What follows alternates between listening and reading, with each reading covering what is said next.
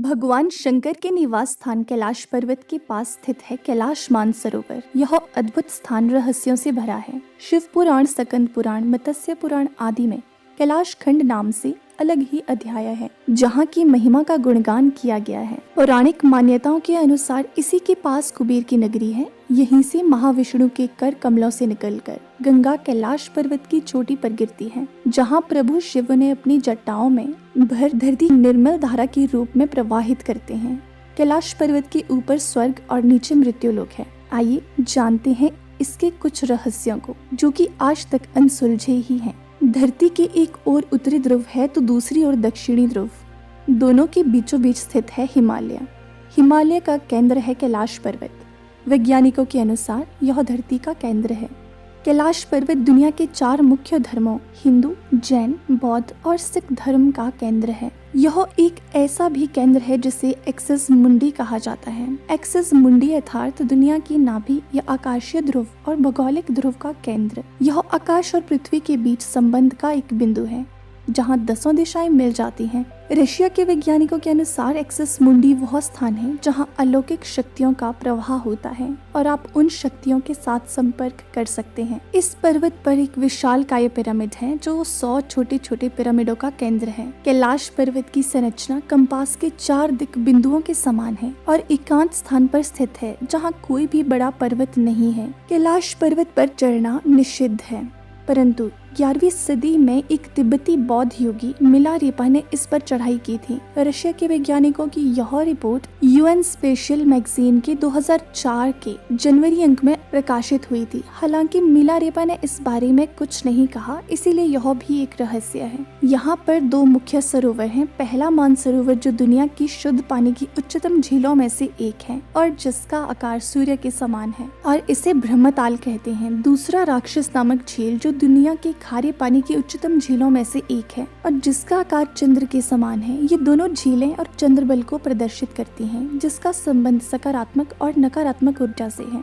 जब दक्षिण से देखते हैं तो एक स्वस्तिक चिन्ह वास्तव में देखा जा सकता है। यह अभी तक रहस्य है कि ये झीलें प्राकृतिक तौर पर निर्मित या कि ऐसा इन्हें बनाया गया। कैलाश पर्वत की 4 दिशाओं से 4 नदियों का उद्गम हुआ है, ब्रह्मपुत्र, सिंधु, सतलुज व करनाली। इन नदियों से ही गंगा, सरस्वती सहित चीन की अन्य नदियां भी निकलती हैं। कैलाश की 4 दिशाओं में विभिन्न जानवरों के मुख हैं, जिसमें से नदियों का उद्गम होता है। पूर्व में अश्वमुख है, पश्चिम में हाथी का मुख है, उत्तर में सिंह का मुख है और दक्षिण में मोर का मुख है। यहाँ पुण्यात्माएं ही रह सकती हैं, ऐसा माना जाता है। कैलाश पर्वत और उसके आसपास के वातावरण पर अध्ययन कर चुके रशिया के वैज्ञानिकों ने जब तिब्बत के मंदिरों में धर्म गुरुओं से मुलाकात की तो उन्होंने बताया कि कैलाश पर्वत के चारों ओर एक अलौकिक शक्ति का प्रवाह है, जिसमें तपस्वी आज भी आध्यात्मिक गुरुओं के साथ टेलीपैथिक संपर्क करते हैं। हिमालय वासियों का कहना है कि हिमालय पर यति मानव रहता है। इसे कोई भूरा भालू कहता है, कोई जंगली मानव तो कोई हिम मानव। यह धारणा प्रचलित है कि यह लोगों को मारकर खा जाता है।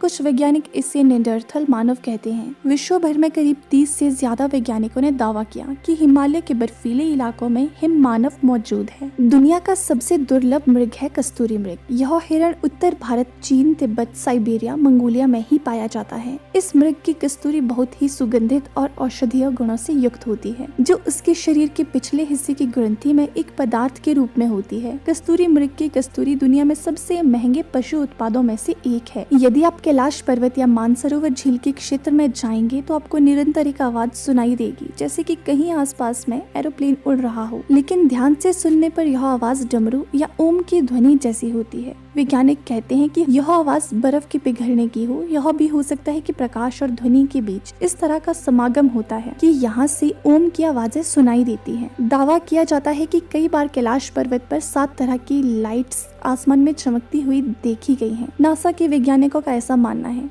कि हो सकता है यहाँ के चुंबकीय बल के कारण होता हो। यहाँ का चुंबकीय बल आसमान से मिलकर कई बार इस तरह की चीजों का निर्माण कर सकता है। तो दोस्तों, अब जानते हैं कि कैलाश पर्वत पर आज तक कोई भी पर्वतारोही क्यों नहीं चढ़ पाया।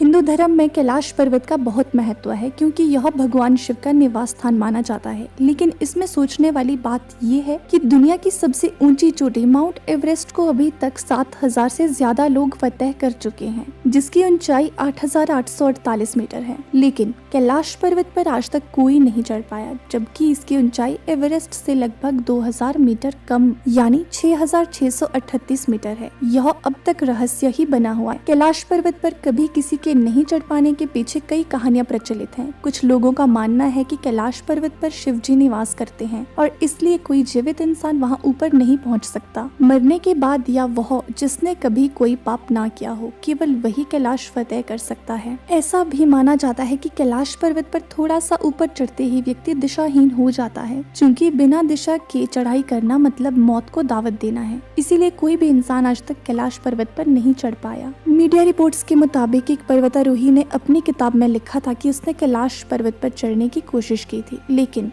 इस पर्वत पर रहना असंभव था क्योंकि वहाँ शरीर के बाल और नाखून तेजी से बढ़ने लगते हैं। इसके अलावा कैलाश पर्वत बहुत ही ज्यादा रेडियो एक्टिव भी है और वहाँ पर आपकी उम्र बहुत ज्यादा जल्दी बढ़ने लगती है। आप जल्दी जल्दी बूढ़े होने लगते हैं। इसके अलावा कहते हैं कि कैलाश पर्वत का स्लोप भी 65 डिग्री से ज्यादा है, जबकि माउंट एवरेस्ट में यह 40 से 60 तक है, जो इसकी चढ़ाई को और मुश्किल बनाता है। ये भी एक वजह है कि पर्वतारोही एवरेस्ट पर तो चढ़ जाते हैं, लेकिन कैलाश पर्वत पर नहीं चढ़ पाते। रूस के एक पर्वतारोही सर्गे सिस्टियाकोव ने बताया कि जब मैं कैलाश पर्वत के बिल्कुल पास पहुंच गया तो मेरा दिल तेजी से धड़कने लगा।